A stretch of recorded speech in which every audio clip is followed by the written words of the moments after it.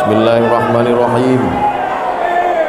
Assalamualaikum warahmatullahi wabarakatuh.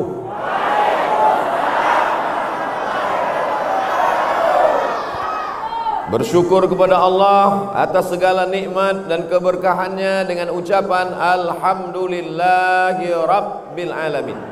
Berselawat kepada Nabi dengan ucapan Allahumma salli ala Sayyidina Muhammad wa ala alihi wa sahbihi wa barik wa salim. Mohon izin Kiai, mohon izin para bapak ibu majelis guru. Insyaallah semua yang hadir ini dimuliakan Allah Subhanahu wa taala. Untuk almarhum Kiai Haji As'ad Al-Fatihah. A'udzubillahi minasyaitonirrajim. Bismillahirrahmanirrahim. Alhamdulillahirabbil alamin, arrahmanirrahim, maliki yaumiddin. Iyyaka na'budu wa iyyaka nasta'in. Ihdinas siratal mustaqim. Siratal ladzina an'amta 'alaihim ghairil maghdubi 'alaihim waladdallin. Amin. Kira-kira kalau ada undangan makan daging kambing, semua bisa datang tidak? Tak jelas jawabannya. Saya ulang sekali lagi. Kalau ada undangan makan daging kambing, semua bisa datang nggak? Ada yang bisa, ada yang tidak. Kenapa tidak bisa datang? Karena dia kena penyakit jantung koroner, karena penyakit kolesterol. Betul? Kalau ada undangan makan emping melinju, semua bisa datang tidak? Tidak semua bisa datang. Yang kena penyakit asam urat dia bilang, mohon maaf nggak datang, tolong kirim duitnya aja. Kalau ada undangan minum teh, minum kopi, nama acaranya coffee morning. Coffee, kopi, morning pagi, coffee morning, minum kopi waktu pagi. Tidak semua orang bisa datang karena takut penyakit gula, diabetes. Tapi kalau memuliakan Nabi Muhammad sallallahu alaihi wasallam, apakah semua bisa datang? Enggak juga. Yang ikut Abu Jahal, Abu Lahab enggak bisa datang. Tapi semua yang beriman kepada Allah, beriman kepada Rasulullah, maka dia pasti akan ada NU, ada Muhammadiyah, ada Al-Wasliyah, ada Persatuan Tarbiyah Islamiyah, ada Nahdlatul Watan, ada Al-Irsyad, ada Persis, macam-macam organisasi sosial kemasyarakatan. Tapi ada satu titik temu persamaan, sama-sama asyhadu an la ilaha illallah wa asyhadu anna Muhammadan. Maka maulid inilah titik temu kita. Makanya siang ini saya yakin dan percaya ini yang hadir ini semuanya umat Nabi Muhammad sallallahu alaihi wasallam. Macam-macam. Ada laki-laki, ada perempuan, ada yang besar, ada yang kecil, ada yang gemuk, ada yang kurus. Wajah tak bisa saya lihat karena pakai masker. Ada yang lapar, ada yang udah makan. Yang udah makan siapa? Saya. Udah makan ikan haruan tadi. Tapi insya Allah semuanya akan mendapat syafaat Nabi Muhammad sallallahu alaihi wasallam. Dari mulai pertama saya datang sampai makan, foto-foto, adik-adik hadrah menyambut terus. Saya beberapa kali acara maulid, lama itu hadrah nggak berhenti-berhenti. Begitu saya sampai ke dalam masjid, ternyata flash disk, nggak ada orangnya. Jadi tadi saya mohon maaf Kiai sempat suuzon juga. Itu kok hadrahnya nggak berhenti-berhenti. Saya sangka tadi CD, ternyata asli manusia. Orang-orang soleh semuanya. Ngapain pakai pukul-pukul hadrah, pukul gendang ini? Ada seorang perempuan, dia bernazar, nanti kalau Muhammad sallallahu alaihi wasallam menang perang, aku akan pukulkan gendang. Ternyata Nabi SAW menang. Dan ketika Nabi pulang dari perang itu, si perempuan itu datang, ya Rasulullah, aku bernazar, kalau kau menang, aku akan pukulkan gendang. Kata Nabi, pukullah. Itulah dalil memukulkan gendang ini hukumnya mubah, bukan murah. Dua, kata Nabi, a'linu hazan nikah. Kalau nikah jangan diam-diam. Ini banyak nih bapak-bapak diam-diam biar supaya istri pertama nggak ketahuan. Kalau nikah jangan diam-diam. Iya kan, Bu? Iya kata mereka. Maksudnya kalau mau nikah kasih tahu sama mereka. Ahlinu hazan nikah waj'aluhu fil masajid. Buat akad nikah itu di afdol nikahnya di masjid. Tapi kalau akad nikah di masjid, bajunya sesuaikanlah dengan baju orang masjid. Ini akad nikahnya di masjid, bajunya baju diskotik. Rencana nikah tanggal 20, pergi ke tukang jahit tanggal 10, belum selesai, udah dipakai. Resletingnya belum dipasang. Mohon maaf Pak Kiai, saya keceplosan. Ahlinu hazan nikah, nikah jangan diam-diam. Waj'aluhu fil masajid, buat akadnya di masjid. Wadribu alaihi biddufuf, pukulkan gendang. Itulah dalil boleh mukul gendang dalam masjid. Dalil ketiga, ketika Nabi sedang duduk, ternyata ada pemuda-pemuda dari Habasyah. Habasyah itu Abyssinia. Sekarang negerinya bernama Ethiopia. Anak-anak muda Ethiopia sedang menari tarian tombak perang dalam Masjid Nabawi. Dan Nabi diam. Nabi diam itu menunjukkan setuju boleh menari tarian perang dalam masjid. Kalau tarian perang saja boleh, apalagi memukul gendang. Kenapa Ustaz sebutkan 3 dalil ini? Karena sekarang lagi tren orang nanya, mana dalilnya? Mana dalilnya? Padahal andai kita sebutkan pun dalilnya dia nggak paham juga. Menanya aja, mana dalilnya? Itu kan udah kusebutkan dalilnya. Waktu aku di pesantren As-Sa'adiyah Samarinda, sudah kusebutkan dalilnya. Aku belum nonton, ya kau tontonlah. Channelnya mana? Ustadz Abdul Somad Official. Jangan lupa subscribe. Yang belum subscribe, buka handphonenya. Udah? Buka YouTube. Udah? Tulis di situ Ustadz Abdul Somad Official. Enggak tuh buka-buka. Enggak bisa dibuka sini. Mungkin karena kita sedang rebut-rebutan, jadi YouTube-nya bingung. Aku mau pilih yang mana ya, katanya. Terlalu ramai. Tapi nanti di luar insya Allah. Ustadz Somad ini ngajak-ngajak subscriber. Dia mau ngambil duit dari penonton. Duitnya nanti bapak ibu yang nonton, duitnya itu habis untuk beli beras. Wah, ujung-ujungnya Ustadz cari beras juga. Beras untuk fakir miskin. Mudah-mudahan kita semuanya istiqomah. Apa yang kita lakukan hari ini, dari mulai langkah kaki kita sampai kedipan mata kita, sampai lidah kita, semuanya mesti mengikut Nabi Muhammad sallallahu alaihi wasallam. Betul? Benar? Setuju? Buktinya mana? Saya ulang sekali lagi. Langkah kaki, kedipan mata, lidah, tangan mesti mengikut Nabi Muhammad sallallahu alaihi wasallam. Betul? Benar? Setuju? Buktinya mana? Langkah kaki. Waktu langkah kaki masuk masjid tadi, kaki kanan apa kaki kiri? Yang dibaca mulut apa? Allahumma inni a'udzubika Berarti jamaahnya masih sadar.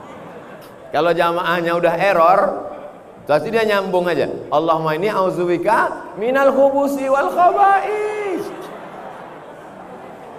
Langkahkan kaki kanan, baca doa. Allahumma barik lana, Allahumma ftah li abwaba rahmatik. Haus, ceramah kuat-kuat, suara menggeletar, menggelegar, haus. Boleh minum?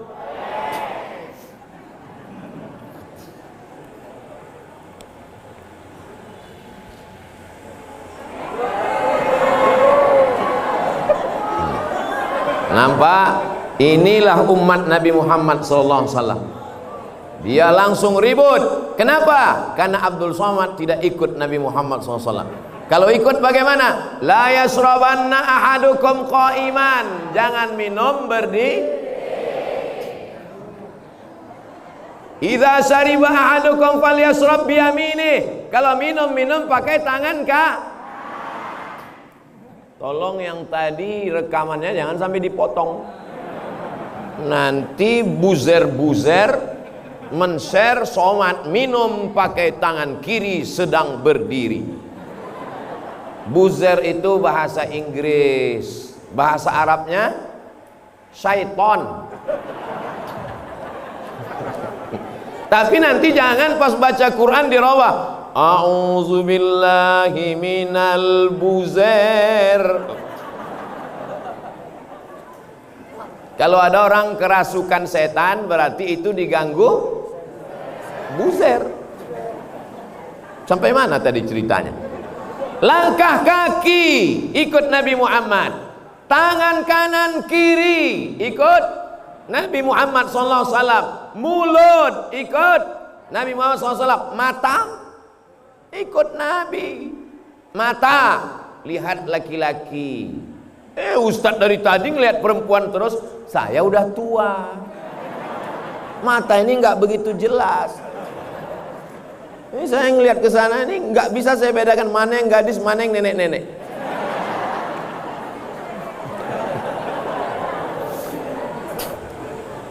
Dulu kalau saya ceramah kameranya satu. Sekarang di pesantren Sa'diyah di jendela kamera semua. Masya Allah, luar biasa. Insya Allah tabarakallah. Ini menunjukkan masyarakat santri yang hadir ini adalah orang yang kaya-kaya semua. Betul? Kalau memang betul kaya, keluarkan sumbangannya. Insya Allah. Semua yang hadir ini dapat syafaat Nabi Muhammad. Semua yang hadir ini masuk surga bersama Nabi Muhammad. Semua yang hadir ini matinya husnul khatimah. Kalau ada yang sakit-sakit segera disembuhkan. Kalau ada yang hatinya kotor dia segera bertobat. Kalau tidak juga bertobat cepat dia mati.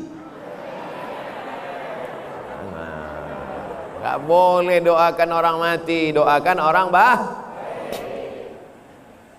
Mana yang lebih hebat? Profesor, doktor, insinyur, jenderal bintang 5 Fulan bin Fulan dengan Kiai Haji Sa'ad.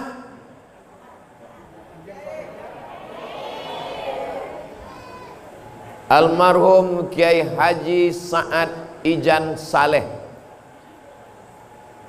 Hebat tidak Kiai Sa'ad? Hebat. Dari mana hebatnya Kiai Sa'ad? Kiai Sa'ad mau hidup sampai hari kiamat. Betul? Ini jamaah ini betul-betul aja. Betul kata Ustaz? Betul? Betul kata. Kiai Sa'ad udah meninggal kan? Tapi Kiai Sa'ad tetap hidup sampai hari kiamat. Mana buktinya? Buktinya hari ini semua kita yang ada di masjid ini, semua kita yang beramal soleh ini, pahala kita mengalir kepada almarhum Kiai Sa'ad. Ada hari ini orang hidup tapi pahalanya nggak jalan. Ada orang meninggal, pahalanya jalan. Saya ulang sekali lagi. Ada hari ini hidup di atas tanah, pahalanya nggak jalan. Tapi ada orang sudah meninggal, pahalanya jalan. Pilih mana? Mau hidup nggak jalan atau udah meninggal tetap jalan? Bingung. Semua yang hadir ini hidup dan pahalanya jalan. Tapi yang nongkrong-nongkrong di warung kopi nggak jelas ujung pangkalnya, ngobrol perkara yang tidak mendekatkan diri kepada Allah, maka amalnya orangnya hidup tapi nggak jalan. Kiai Sa'ad sudah meninggal dunia, pahalanya jalan apa nggak jalan? Berapa kali sehari jalan pahalanya? 24 hours guys,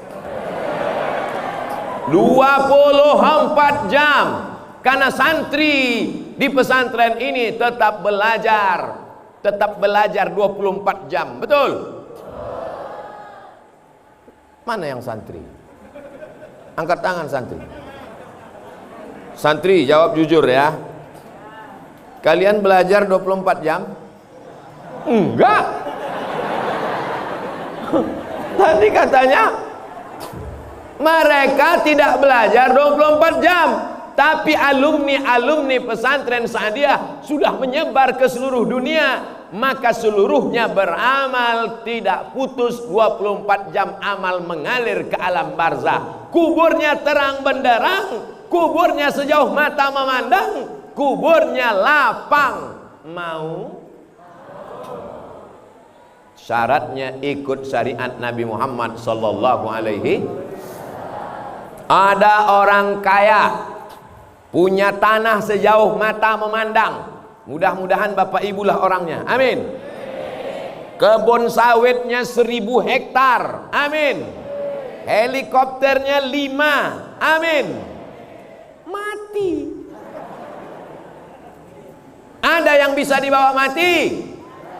Ada. Kain kapan? Ada orang mati bawa helikopter? Ada orang mati bawa brondol? Ada orang mati bawa tanah? Enggak ada. Tapi Kiai Sa'ad cerdas. Dia wakafkan tanahnya, dia bangun masjid, dia bangun kelas, dia bangun asrama, dia meninggal dunia, mengalir pahalanya. Dan tanah yang sudah diwakafkan tidak bisa diwariskan, tidak bisa dijual, tidak bisa dihibahkan, karena dia sudah menjadi milik Allah. Maka pelajaran dari Kiai Sa'ad, santriwan santriwati, semua yang hadir ini, insya Allah semuanya orang yang kaya raya punya tanah. Kalau sudah punya tanah, nanti bangunlah sekolah Islam, TK Quran, SD Quran, SMP Quran, SMA Quran. Setuju? Doakan supaya semua yang hadir ini bisa buat sekolah Islam.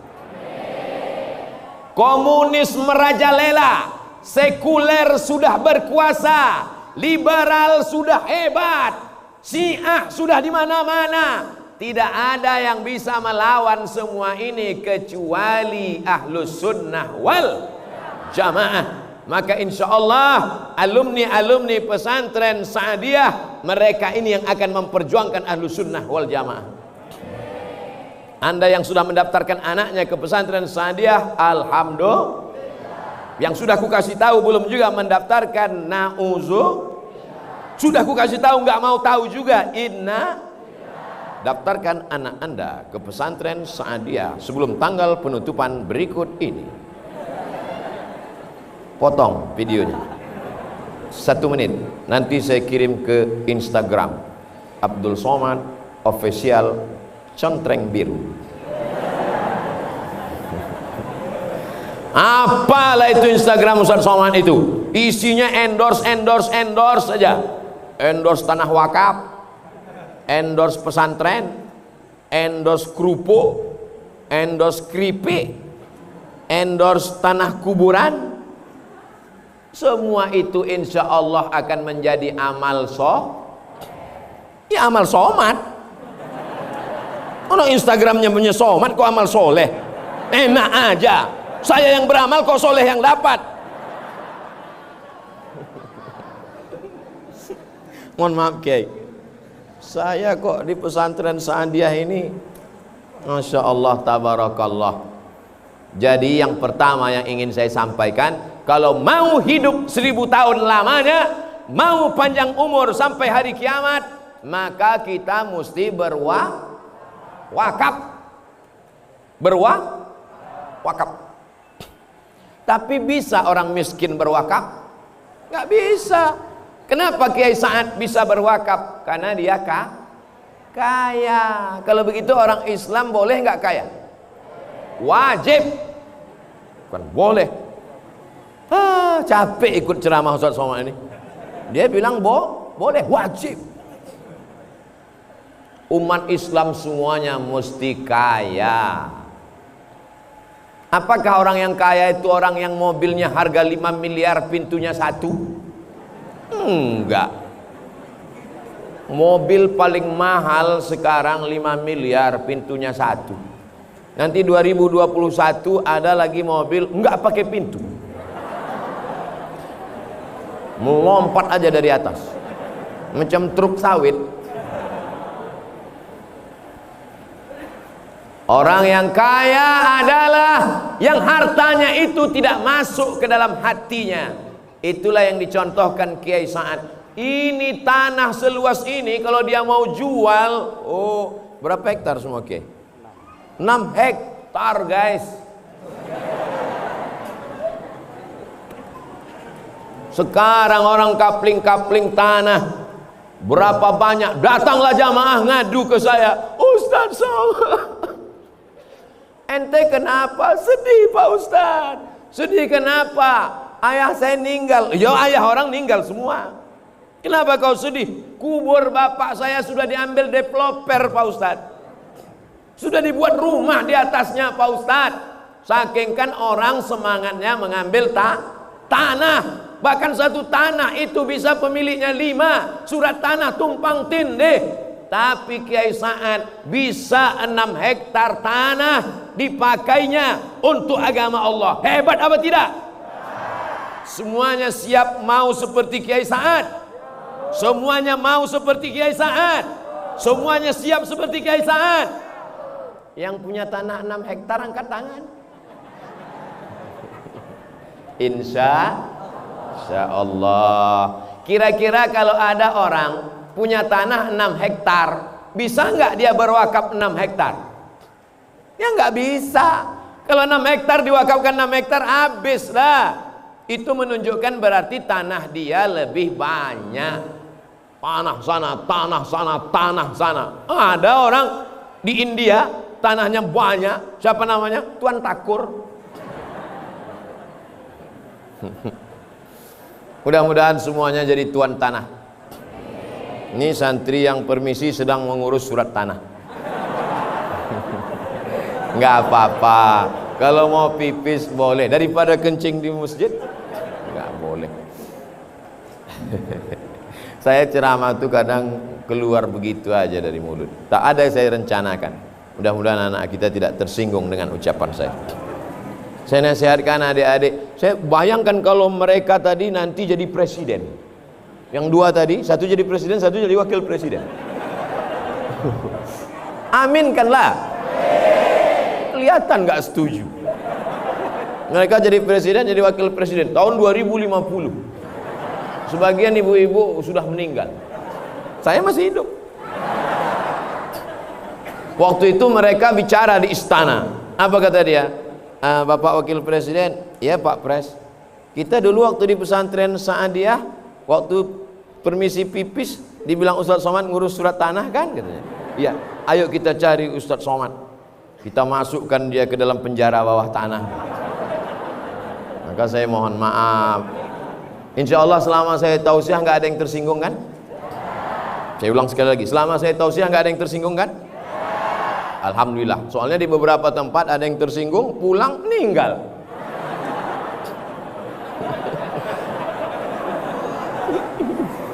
Hah? Saya diberi waktu 10 menit lagi. Maka ini saya mesti cepat-cepat ceramahnya nih. Maka oleh sebab itu daripada maka jangan kemesuhan masyarakat yang harus berwakaf kepada Allah Subhanahu wa taala, karena kita akan mati menghadap Allah. Karena tinggal 10 menit lagi. Yang pertama, kita mesti berniat kalau dapat rezeki kita mau berwakaf. Yang kedua, setelah orientasi kita wakaf, maka kita semangat cari rezeki. Ibu, kalau bapak nanti pulangnya sampai tengah malam, jangan marah, karena mereka mau cari rezeki untuk berwakaf. Udah pak, mereka udah izin. Kira-kira orang Islam kalau niatnya berwakaf makin semangat cari duit atau enggak? Makin semangat. Tapi semangat cari duit bukan untuk mobil baru, bukan untuk rumah baru, bukan untuk motor baru, bukan untuk sepatu baru, bukan untuk istri. Tapi semangatnya untuk berwakaf. Ada 3 poin yang mau saya sampaikan. Pertama, niat hidup mesti sebelum mati sempat berwakaf. Amin. Yang kedua, kita mesti kaya raya cari duit, tapi tujuannya bukan dunia, tapi untuk beramal untuk akhirat. Yang ketiga, kalau sanggup bangun masjid, bangun masjid. Kalau nggak sanggup bangun masjid, makmurkan masjid dengan sholat berjamaah. Hari ini semuanya hadir di masjid. Masjid apa namanya Pak Kiai?